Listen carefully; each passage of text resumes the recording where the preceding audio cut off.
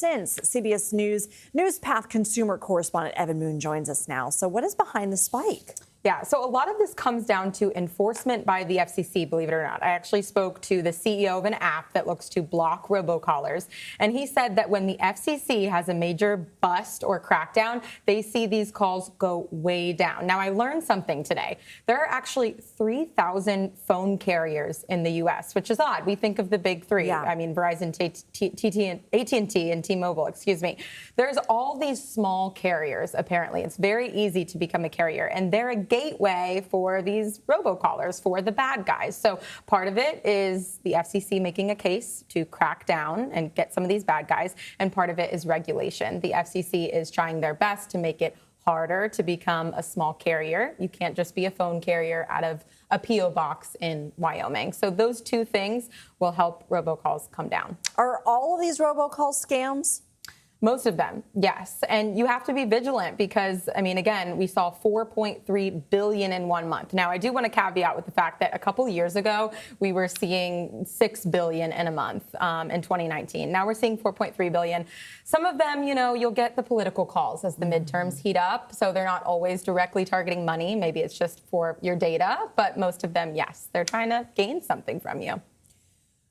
What should people do to avoid this? I mean, is simply being on the do not call list enough? Yeah, so I would say no, they're not going to listen to that. I think there's three things that you can do. You can, first, there's this app. I spoke to the CEO of this app today, and he says that you can download the app and they'll block the calls.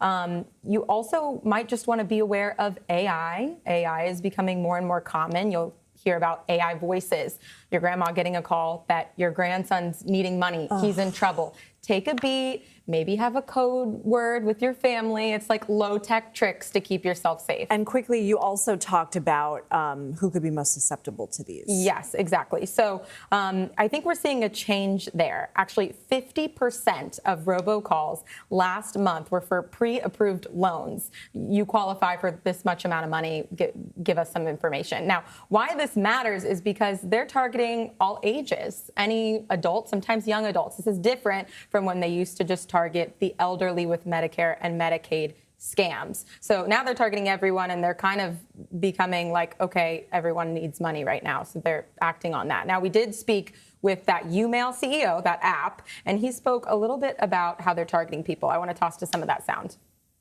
They do tend to target people in economic straits. So you'll see the cities where there are people who the economies aren't doing as well get more robocalls than the cities where the economies are flying. Right? You see the South actually get more robocalls because people in the South are more polite and answer the phone more. More polite, answer the phone more? Yeah, he said people in the South. So you have to be mean? You need to know when to not answer. Be vigilant. That's the thing. Americans lost $15 billion in fraud just last year. So you really have to be vigilant. Screen your calls. Yes. Evan Moon, thank you. Thank you.